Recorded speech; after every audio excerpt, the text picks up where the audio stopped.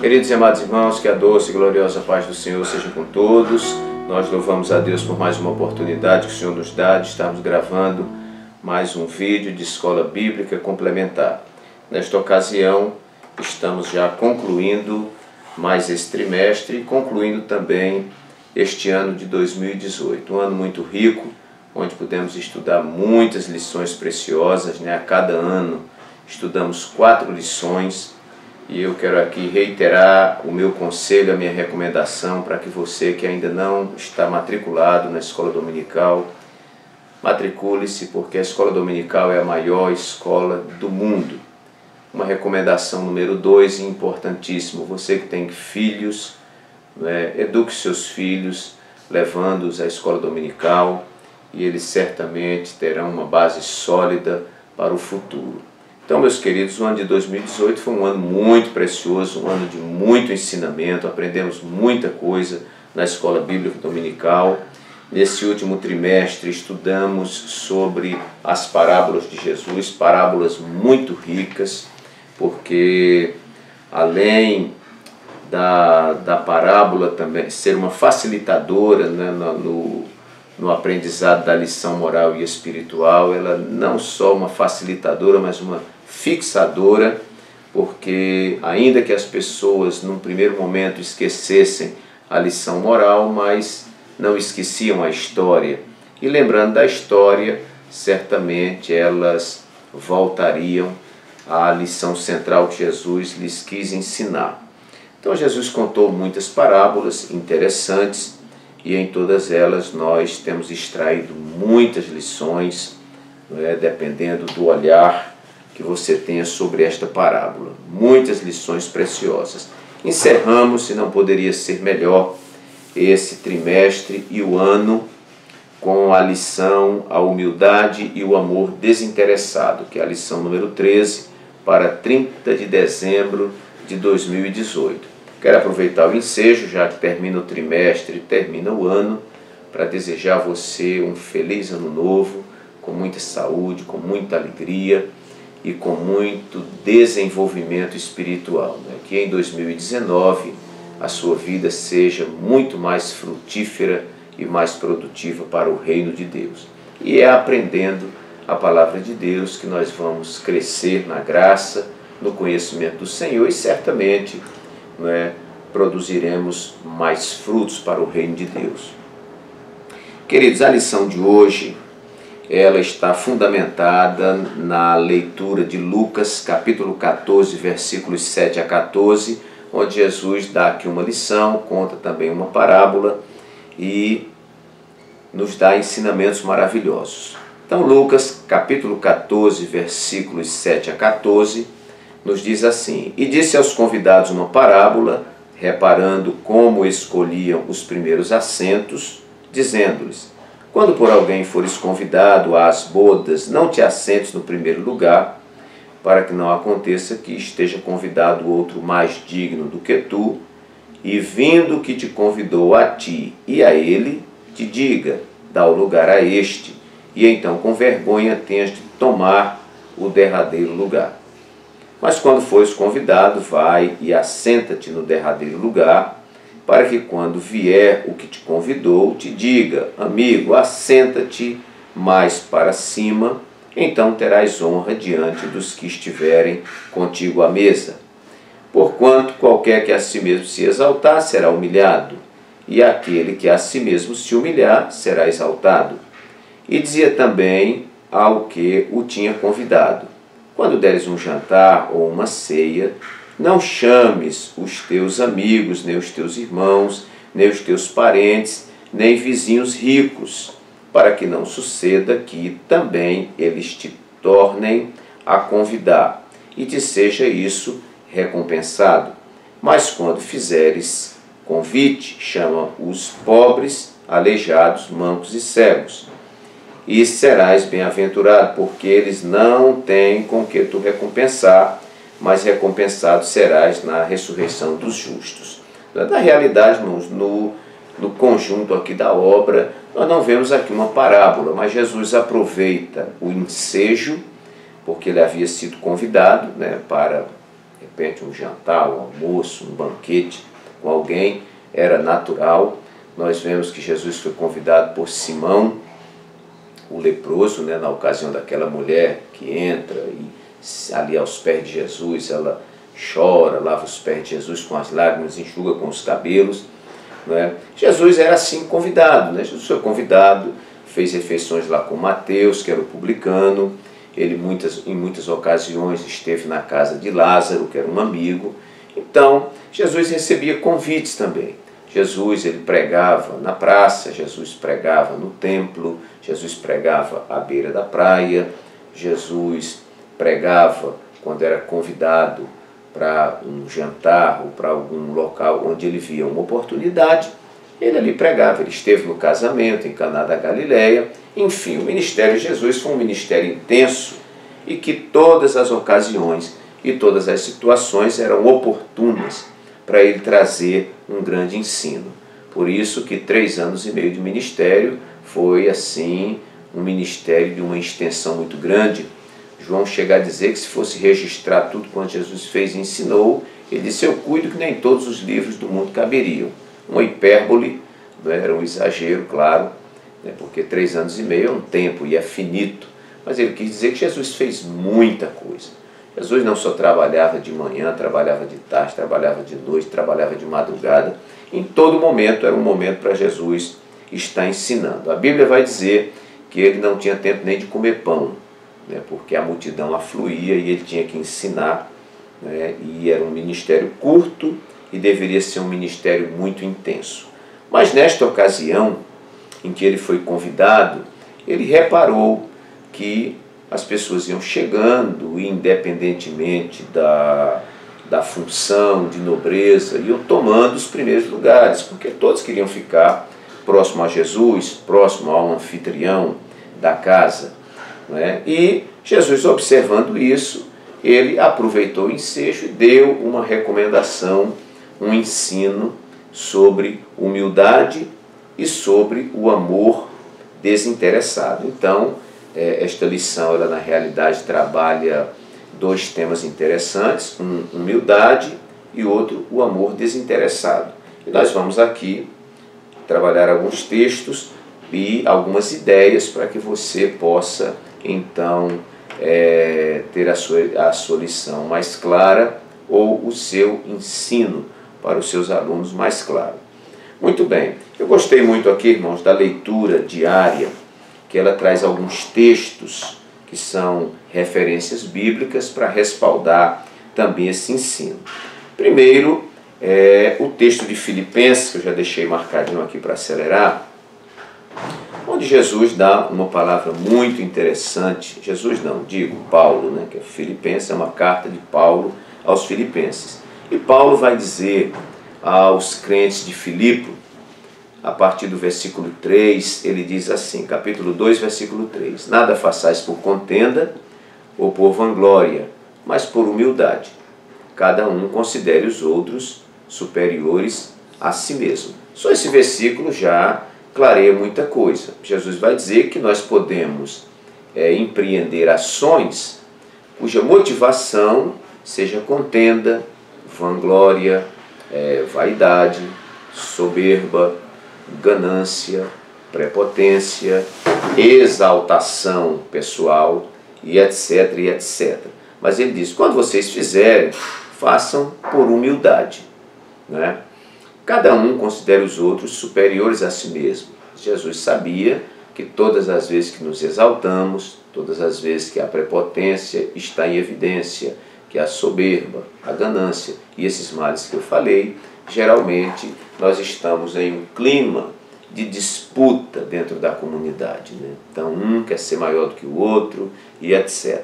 Mas Jesus disse que faça essas ações por humildade. Não atente cada um para o que é propriamente seu. Também um grande motivador da vaidade, da autoelevação, da exaltação, é quando os meus interesses pessoais estão acima dos interesses dos outros. Então, se cada um não deve atentar para o que é propriamente seu, mas cada qual para o que é dos outros, se eu busco o bem-estar do meu irmão, não é? Dou preferência a ele, eu evito muita contenda, muita confusão. É isso que Paulo vai estar nos ensinando aqui. E ele prossegue dizendo: de sorte que haja em vós o mesmo sentimento que houve também em Cristo Jesus, que sendo em forma de Deus, não teve por usurpação ser igual a Deus, mas aniquilou-se a si mesmo, tomando a forma de servo, fazendo-se semelhante aos homens, e achado na forma de homem, humilhou-se a si mesmo, sendo obediente até a morte, e morte de cruz. Então nós vemos aí a descida de Jesus, não é? A decisão pessoal dele como Deus, se auto-rebaixar, porque ninguém pode humilhar a Deus, ninguém pode rebaixar a Deus, mas ele próprio se auto-revelou, se auto-manifestou e se auto-humilhou. Então ele se humilha quando ele, em forma de Deus, não deixou que esse sentimento fosse superior, não é? Porque ele, sendo em forma de Deus, ele resolve tomar a forma humana. Na forma humana, ele vai descer mais um degrau, porque na forma humana ele vai se ocupar da posição de servo, não é? Servo, que é doulos, né? Que é escravo. E como servo ele aniquilou-se, fazendo-se semelhante aos homens, né? Que há até um hino que o título dele é Cristo em sua humilhação. Então, queridos, Jesus é colocado aqui por Paulo como o exemplo maior, não é? Que no ápice do seu ministério, não foi no começo para agariar seguidores, prosélitos e etc. Não, Jesus, ele no ápice do seu ministério, no ponto alto do seu ministério, ele pega uma bacia, não é? Tira sua roupa, se enrola numa toalha e vai lavar os pés dos seus alunos. Não existe isso em nenhum lugar, não é? Porque os alunos devem lavar os pés do mestre, mas o mestre lavou os pés dos alunos. Então Jesus encostou o ponteiro e disse: esse é o padrão de cristianismo, um cristianismo que serve, um cristianismo que é humilde. Então tem essa referência muito importante, você lendo pode tirar muita coisa boa aí.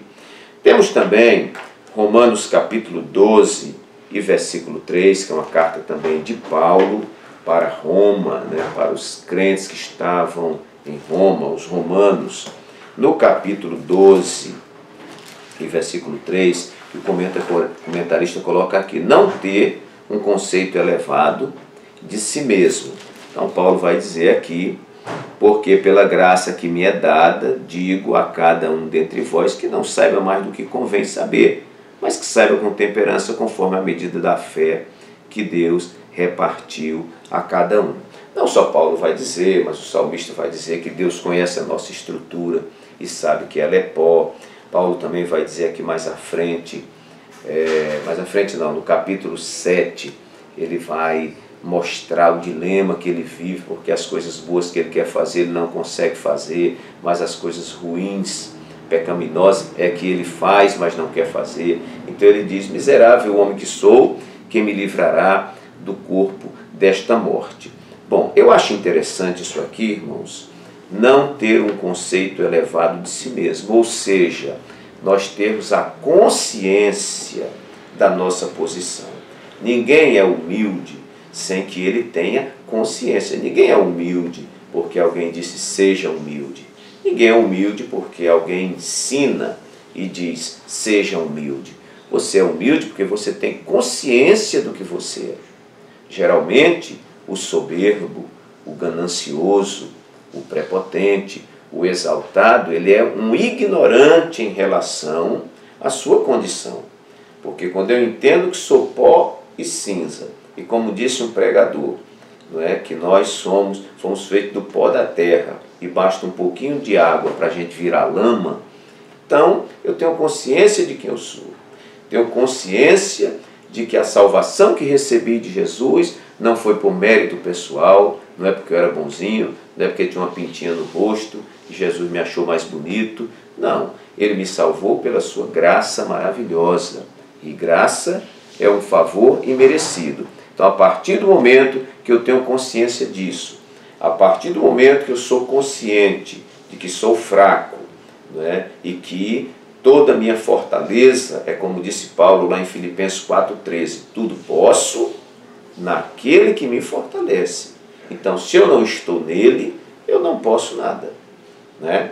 Então, esta consciência do meu estado, né, e que Jeremias foi muito feliz quando escreveu, né, inspirado pelo Espírito Santo, obviamente, em Lamentações 3,22, ele coloca que as misericórdias do Senhor são a causa de não sermos consumidos, porque elas não têm fim e elas se renovam a cada manhã. Irmãos, a partir desse conjunto de conhecimento, eu tenho que ser humilde. Não tem como eu andar no salto alto e me achar superior aos outros. Não tem. Eu acho que quando alguém é exaltado, prepotente, e esses termos que eu usei aí para trás, né, eu acho que ele vive uma ignorância acerca de si mesmo, né? Muito bem. Tem até uma frase muito interessante do pastor Ed Renekiewicz, que ele diz assim, que conhecer a Deus ou a Jesus é descobrir que nós sempre estivemos equivocados acerca de nós mesmos. Eu gosto dessa frase. Quando a gente conhece Jesus de verdade, a gente descobre, não, realmente eu não sou aquilo que eu penso que sou. Muito bem.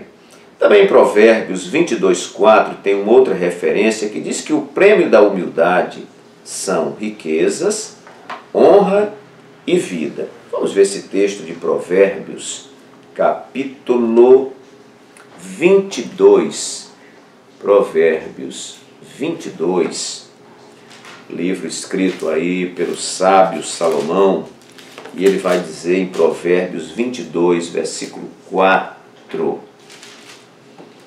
ele diz: o galardão da humildade e o temor do Senhor são riquezas, honra e vida. Muito bem. Né? E há um outro texto aqui que eu vou adiantar, que é Provérbios 18, 12, parte B, que diz que adiante da honra, ou seja, na frente da honra, quem caminha é a humildade. Por quê?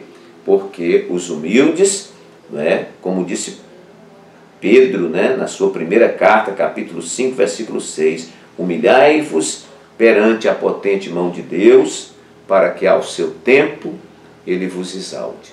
Então, aquele que é humilde é o que será exaltado, mas o exaltado será humilhado. Então Jesus ensina nessa parábola, porque algumas pessoas chegaram e tomaram logo o primeiro lugar. E Jesus diz, quando vocês forem convidados, recomendações, não procure logo o primeiro lugar, procure um lugar mais afastado. Porque se você procurar logo o primeiro, vai chegar alguém mais nobre do que você, mais digno do que você, mais honrado do que você, e é feio o anfitrião dizer, fulano, você está aí, desça, ou saia daí, vá mais para trás, para que a pessoa de maior honra, né, sente à frente. E perante os que estão presentes, você será humilhado. Mas sente-se mais atrás, porque o que convidou vai olhar você, vai olhar outros, vai dizer, fulano, venha mais para frente. Nós vemos muito isso na igreja, né? E aí, alguém que está lá atrás vem para frente, todos olham e a pessoa é exaltada. Então, quem é humilde será exaltado, mas o exaltado será humilhado. Então está aqui, irmãos, alguns textos, né, que vão fundamentando, e em outras referências, como Efésios 4, 1 e 2, que é a leitura de quinta-feira, fala que andar em humildade é uma posição digna da nossa vocação. Então, quando nós falamos de vocação, dentro desta vocação tem que existir esse ingrediente chamado humildade. Aquele a quem Deus chama de verdade, ele já vem no pacote, não é? A humildade. Ele tem que ser humilde, porque quem o chamou foi Deus, quem o escolheu foi Deus, quem o designou para a função foi Deus, quem se responsabiliza por você nesta tarefa é Deus, quem cuida de você é Deus. Então eu não posso me exaltar. Além desses textos, queridos, que vão abrindo leques de ideias Eu coloquei aqui alguma coisa, né, como um subsídio, né, para o seu estudo, e eu coloquei primeiro aqui. O que se autoeleva está montado em bases instáveis, enquanto o humilde será colocado em bases firmes. O exaltado está montado em bases instáveis ou inseguras, mas aquele que cultiva a humildade, ele será colocado em bases estáveis, em bases firmes. Eu coloquei isso baseado no cidadão que sentou mais à frente, não é?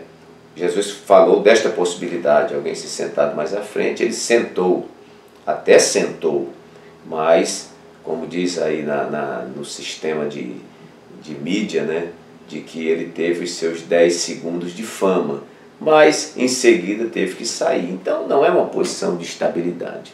Agora, quando você é trazido para esta posição, pela sua humildade, você então está em bases sólidas. Ninguém lhe tira mais dali. Se alguém falar alguma coisa, você diz: quem me colocou foi quem me chamou para a festa. Glória a Deus por isso. Se o seu ministério, se a função que você exerce foi Deus que te colocou, ninguém vai te humilhar te descendo da sua posição, porque foi Deus quem lhe deu. E se Deus lhe deu, Ele garante. Agora, quando os homens colocam, né, o apadrinhamento, a politicagem e etc., aí é diferente, não é? Porque aí quando o político perde, você desce junto com ele. Quando o padrinho sai de cena, você também se desestabiliza. Muito bem, então é melhor ser humilde e ser colocado em bases firmes e sólidas do que você se autoelevar, ser um exaltado, não é? E você ser montado numa base instável. Segundo lugar, colocamos aqui também outra coisa, e que eu quero fazer uma diferença, irmãos, entre humildade e humilhação. Eu sempre tenho comparado assim, eu digo: olha, irmãos, humildade é uma coisa, humilhação é outra coisa. Humildade é quando eu me tiro do meu trono. Humilhação é quando alguém me retira do meu trono, né? Humildade é quando você resolve descer da plataforma. Humilhação é quando alguém te empurra de plataforma abaixo. E me faz lembrar do pregador muito famoso e que já estava tão confiante de si mesmo que não orou, né? Ele já... Quantas pessoas tem lá me esperando? Tem milhares de pessoas, ele deixa juntar mais, porque eu não falo para pouca gente, eu tenho que falar para muita gente e tudo mais. Chegou o momento da pregação e convidaram ele saiu lá do camarim, todo pomposo, subiu aqueles degraus lá do palanque, e quando chegou que se posicionou para pregar, o texto saiu da mente, não sabia onde o texto estava, se desequilibrou, se desarranjou, se desarrumou todo e não teve condição de pregar. E foi aquela humilhação, e alguém: o senhor não vai pregar? Ele disse: olha, não estou em condições, me deu aqui um branco e não vai dar. E tiveram que retirá-lo do palanque e colocar uma outra pessoa para cumprir o papel que ele tinha para cumprir. E, meus queridos, foi muito interessante, porque ele desceu do palanque de cabeça baixa e foi lá no camarim, se ajoelhou e começou a chorar. E naquele momento, Deus falou com ele e disse: meu filho, se você tivesse subido no palanque da mesma forma que você desceu, você teria descido da mesma forma que subiu. Trocando em miúdos, se você tivesse subido com a humildade que você desceu, você teria descido com a exaltação com que subiu aquele palanque. Então ali é um exemplo de humilhação. Deus humilhou aquele pregador para que ele aprendesse, não é? Então, queridos, existe uma diferença de humildade para humilhação. O texto, a lição propõe que nós nos humilhemos a nós mesmos. Isto é humildade. É quando você desce por si só, por si mesmo da plataforma. Humilhação é quando você é empurrado de escada abaixo. Muito bem. Terceiro lugar, Eu guardo aqui que o exaltado se autopremiou, enquanto o humilde será premiado. Eu acho muito interessante, irmãos, e toda vez que eu leio isso aqui, ou falo sobre esta frase, eu me lembro de Mateus, ali no capítulo 6 de Mateus. Você vai encontrar, caminhando ali para frente, no Sermão da Montanha, Jesus fala de 3 coisas muito interessantes. Ele fala da esmola, fala da oração e fala do jejum. E essas 3 coisas ele pede que seja, ele recomenda, né, que seja feito em secreto. Ele diz, quando você der uma esmola, não sai tocando trombeta, dizendo a todo mundo, né? Ele usa até uma figura, ele diz, dê com uma mão, para que a outra mão não fique sabendo, né? Então, da forma mais discreta possível. Por quê? Porque se você dá a sua esmola tocando trombeta para todo mundo, você está se exaltando. Você quer receber tapinha nas costas. Você quer que o pessoal diga, oh, que homem caridoso, que mulher caridosa. E Jesus disse, e aí você neutraliza o seu galardão. Você não vai receber o seu galardão, porque sua recompensa já foi recebida aqui com os aplausos que você recebeu dos homens. Aí ele vai para a oração. Ele diz, quando você orar, não ore para todo mundo ver, para se mostrar. Às vezes nós fazemos orações em público, mas ele disse, ore no secreto, lá no seu quarto, entre, fecha a porta, porque lá você ora em secreto e o teu Pai Celestial que vem em secreto, ele vai te recompensar. E quanto ao jejum, ele diz, quando fizer um jejum, não fique desfigurado, com a cara pálida, né? Com a cara de quem não comeu, o cabelo todo assanhado, para as pessoas perguntarem por que você está assim, e ele diz, não, é que eu estou jejuando, estou aqui me consagrando e tal. Jesus disse, não, não faça isso, né? Tome um banho, unge a cabeça, não é? Lave o rosto, se apresente bonito para ninguém nem desconfiar. Porque o teu Pai que vê o teu jejum em secreto, ele vai te recompensar. Então o que é isso, queridos? O exaltado, ele se autopremia, né? A sua postura de exaltação e de aplauso humano já o premia. Mas o humilde, né, que Deus conhece o seu coração, ele será premiado num futuro pelo Senhor, o nosso Deus, o nosso Pai Celestial, que vê em secreto e que é poderoso para nos recompensar. Então, está aí esses 3 pontos, né, sobre a questão da exaltação e a questão da humildade. Também aqui eu quero colocar mais um ponto, 4º, né?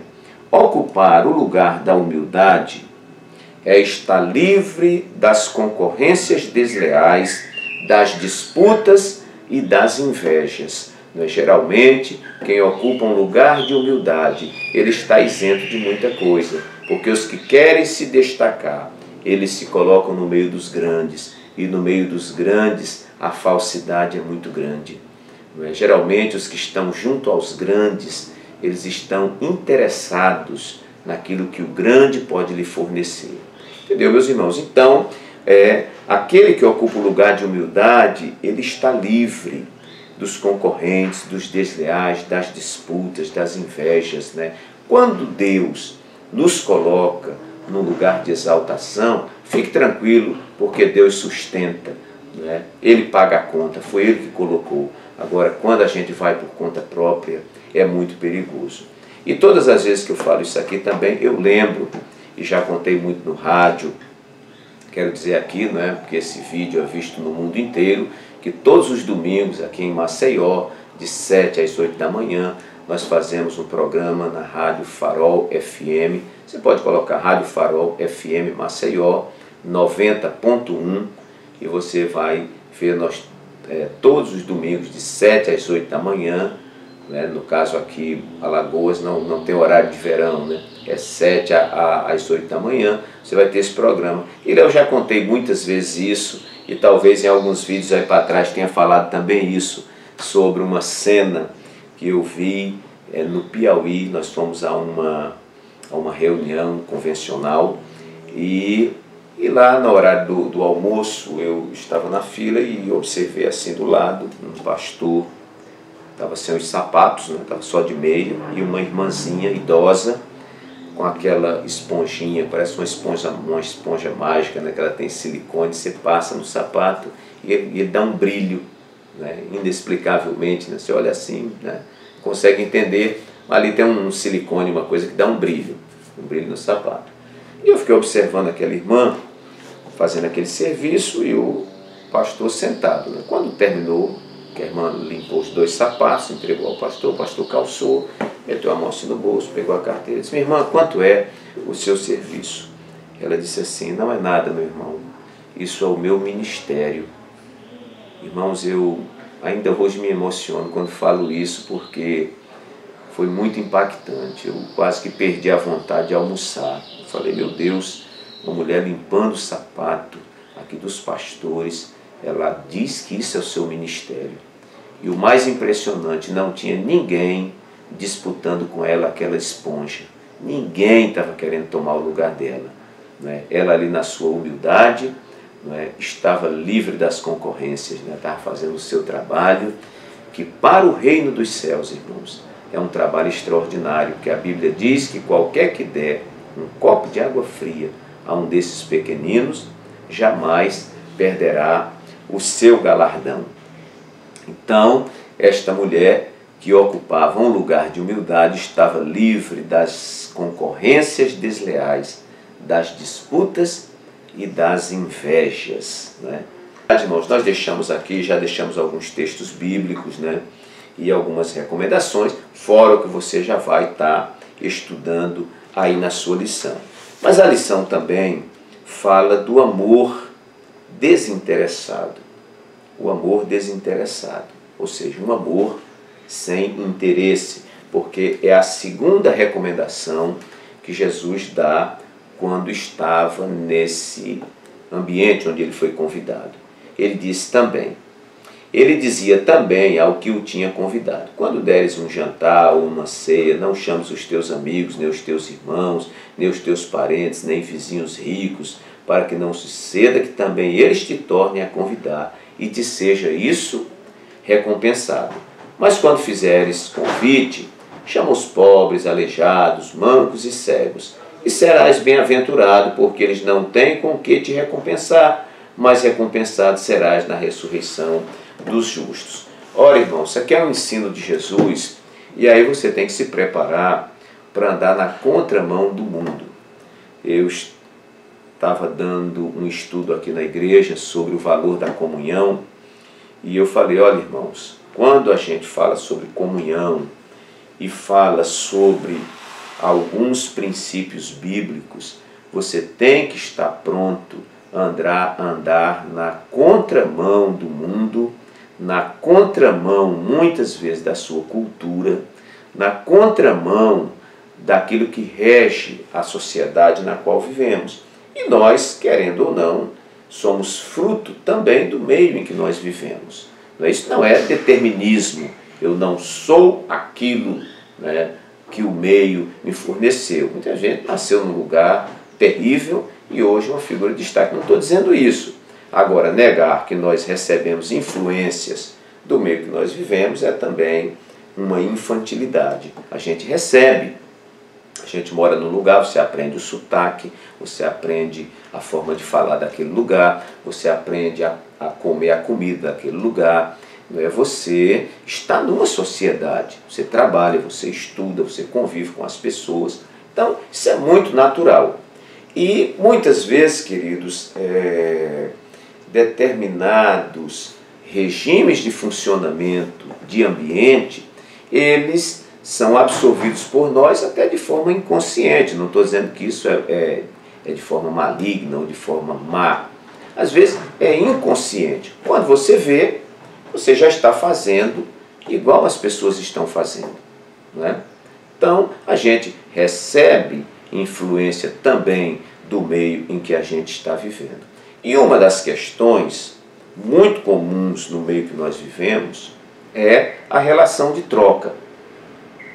A gente costuma dizer assim: por que é que o rico tem muitos amigos? Entre aspas, né? Que a maioria é falso. Porque aqueles que estão em posição de poder são tão assediados por pessoas, e a grande maioria falsa também. Porque essas pessoas sabem que o rico e sabem que aquele que está em posição de destaque tem o que oferecer. Então as pessoas estão ali, ó, o cara tem dinheiro, então o cara pode me dar carona, o cara pode me chamar para o churrasco, pode me chamar para o aniversário, quando ele me der um presente, vai me dar um presente bom, não é? Eu perto dele, ele também tem pessoas influentes perto dele, eu vou ser favorecido. Então esse é o costume. E aí o que nós fazemos? Nos chegamos a essas pessoas, não é? Por interesse, e desprezamos aqueles que não podem mais nos fornecer nada. Eu há pouco tempo estive almoçando com um pastor jubilado. Aqui no nosso estado a gente chama, é um pastor aposentado, né? Ele não está mais atuando na frente de igreja, aquela coisa toda. E estou dizendo as palavras daquele pastor. Aquele pastor conversando comigo, ele disse: olha, pastor Walter, um jubilado é como um morto. Eu falei: ô pastor, mas por que o senhor diz assim? Ele disse: olha, ninguém liga para você, ninguém vem aqui na sua casa, ninguém faz uma visita, ninguém... E cadê os muitos amigos desse pastor? Aí dentro de mim eu pensei: é verdade. A pessoa não tem mais o que oferecer, se ele não dirige igreja, não tem mais como dar cargo a ninguém, não tem como convidar ninguém mais para pregar, não tem coisa nenhuma, então fica sendo abandonado. Graças a Deus que no nosso estado, o nosso pastor presidente, né, faz uma confraternização com os nossos jubilados, tem valorizado os nossos jubilados, né? Mas em muitos lugares, irmão, as pessoas ficam abandonadas, não tem mais, né? Não tem mais influência, não manda, não apita mais coisa nenhuma, aí fica desprezado. E os interesseiros, que é a grande maioria, desprezam estas pessoas. Mas Jesus nos ensinou. Ele disse: não, quando você fizer o bem, faça o bem a alguém, sem olhar o que ele tem para lhe dar em troca. Aí, meus queridos, nós vamos ter que contrariar a nossa natureza carnal, nós vamos ter que ter disciplina, né? Você pensar em um velhinho da igreja, pensar naquele irmão que foi seu antigo professor de escola dominical e você é o que é hoje por causa dele, aquele porteiro que controlava a porta na igreja quando a gente era menino e não deixava a gente fazer bagunça. Às vezes ele está velhinho hoje, mas a gente tem que cuidar dessa pessoa, tem que estender a mão, né? E fazer o bem desinteressadamente. O que o velhinho muitas vezes tem para lhe oferecer, além da sua experiência, né? E tudo mais. Mas o jovem sábio, o homem sábio, não despreza essas pessoas. Então Jesus falou aqui, ele não está dizendo que a gente não pode convidar mais os parentes para a gente fazer um almoço, que a gente não pode convidar os amigos, não é? Não, nós nos relacionamos, isso é natural. Mas Jesus quis dizer: não despreze aqueles menos favorecidos. Porque Jesus deu esse exemplo. Muitas vezes ele era questionado, né? Quando ele diz que vai para a casa de Zaqueu, né? Os religiosos reprovam e diz: esse homem se hospedar na casa de um homem pecador, ou seja, ele vai manchar a reputação dele, o que é que ele vai fazer na casa desse ladrão, né? Mas Jesus disse: não, hoje veio salvação a esta casa, porque também este é filho de Abraão. Jesus via valor nas coisas que aparentemente não tinham valor, né? Quando Jesus se coloca ali à beira da arca e fica olhando as pessoas ofertarem, diz que os ricos depositavam grandes quantias. Mas essa grande quantia, comparativamente com a prosperidade do rico, era sobra. Mas uma viúva veio com 2 pequenas moedas e depositou. E Jesus logo chamou a atenção, aquilo que ninguém prestou atenção. Jesus disse: esta viúva deu mais do que todo mundo. Mas Senhor, o senhor não está prestando atenção nos valores que estão sendo colocados aí? Estou. Só que essa turma aí grandona está dando o que sobra. Agora essa velhinha aí, essa viúva, ela deu todo o seu sustento. Então, traduzindo, esta viúva deu a sua vida. Isso é muito interessante. Se ela deu a vida, ela deu mais do que todo mundo. Porque se ela deu todo o seu sustento, e quando ela voltar para casa, o que é que ela vai comer? O que é que ela vai vestir? De que ela vai viver? Né? Então, Jesus mostra ali, numa mulher que ninguém deu atenção, um grande valor. O que era a mulher cananeia? Que Jesus disse, não é bom pegar o pão dos filhos e deitá-lo aos cachorrinhos. Ou seja, vocês gentios, né, são como se fossem cachorrinhos. Mas a mulher diz assim, sim, Senhor, mas os cachorrinhos também comem da migalha que cai da mesa do seu Senhor. Né? Que posição, né, irmãos, de humildade. E Jesus favorece essa mulher. Ele favorece a essa mulher, ele favorece aos 10 leprosos, ele favorece a Zaqueu, ele favorece ao cego de Jericó, ele favorece a mulher do fluxo de sangue, não é? Pessoas, irmãos, que estavam no fundo do poço, nas últimas, né?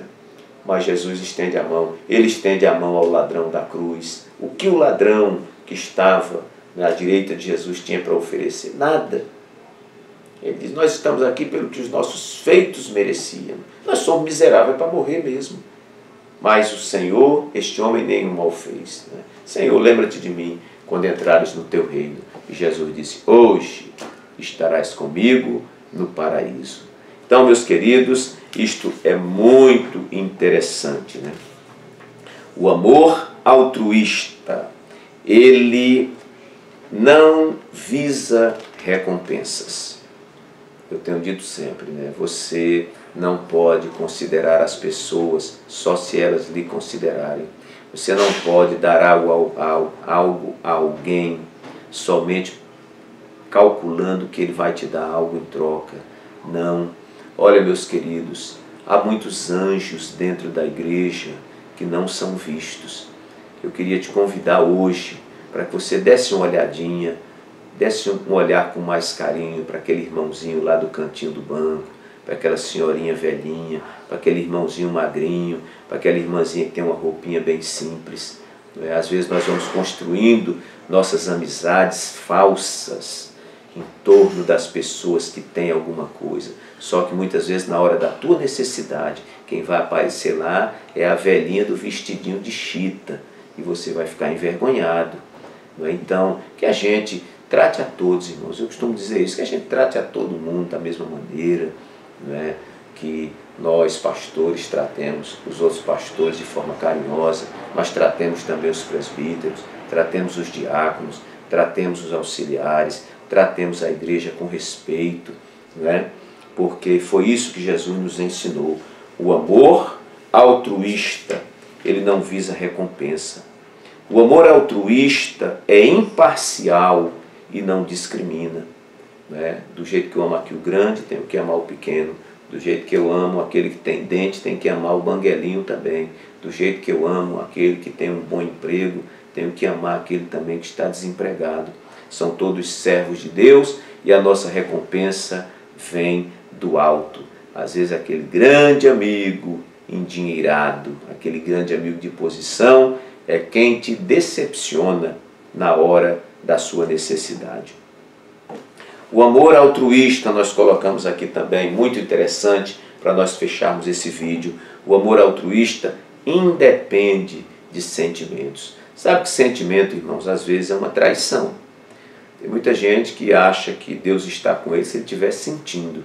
Não é? Às vezes eu não sinto nada, mas creio que Deus está comigo, porque eu não fui chamado para sentir, eu fui chamado para crer. Então eu creio que Jesus está comigo. Quando eu estou chorando, quando eu estou ali arrepiado, quando eu estou, Jesus está aqui, estou sentindo a sua presença. Amém.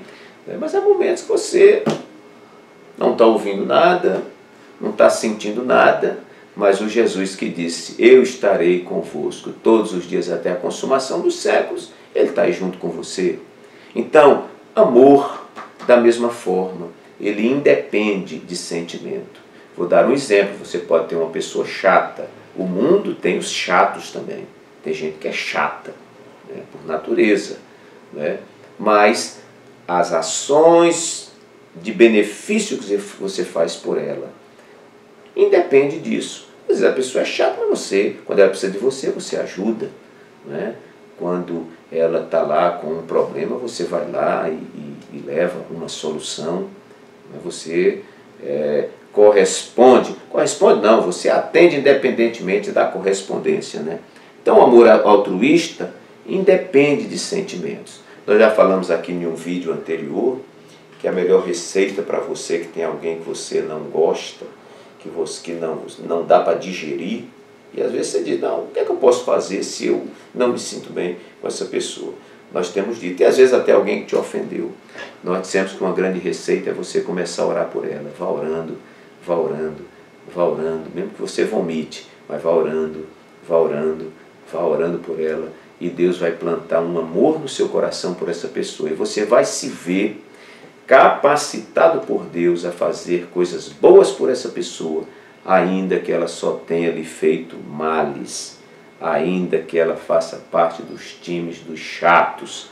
Você vai tratar bem, vai cuidar bem, porque o amor altruísta independe de sentimentos. E por último, este amor altruísta, ele tem sua fonte em Deus. Meus queridos, o que nós conseguimos fazer espiritualmente é porque nós estamos conectados em Deus. Não busque em você boas ações, boas atitudes, se você não está conectado em Deus. Talvez o grande equívoco do nosso século é pessoas que ainda não conhecem a Deus, pessoas que não estão ligadas à videira verdadeira, estarem buscando fazer ações espirituais. Como o carnal fará ações espirituais? É impossível. Nós só fazemos ações espirituais quando nós somos espirituais. Então, meus irmãos, esse negócio de perdão, esse negócio de amor, esse negócio e outras coisas aí que as pessoas estão tentando fazer na força do braço, não consegue, meu irmão. Paulo disse assim, Filipenses 4,13, tudo posso naquele que me fortalece. Ou seja, ele está dizendo, eu posso fazer se eu estiver conectado nele. Estando nele, você adquire a natureza dele. E aí você consegue amar, consegue perdoar, consegue agir sem discriminações, porque você está conectado nele e essas ações vêm dele para você. Porque a Bíblia diz que tanto o querer como o efetuar é o nosso Deus quem fornece. Então, meus queridos, que Deus nos abençoe, que a palavra de Deus possa ficar plantada no seu coração e que você guarde esta palavra e coloque em prática na sua vida. Para este final de ano, eu quero desejar a todos um feliz ano novo, de muita vitória, muita alegria, muita saúde e muita frutificação no reino de Deus. Deus abençoe a todos, recebam um abraço carinhoso do pastor Walter Pereira. Até a próxima, se Deus quiser.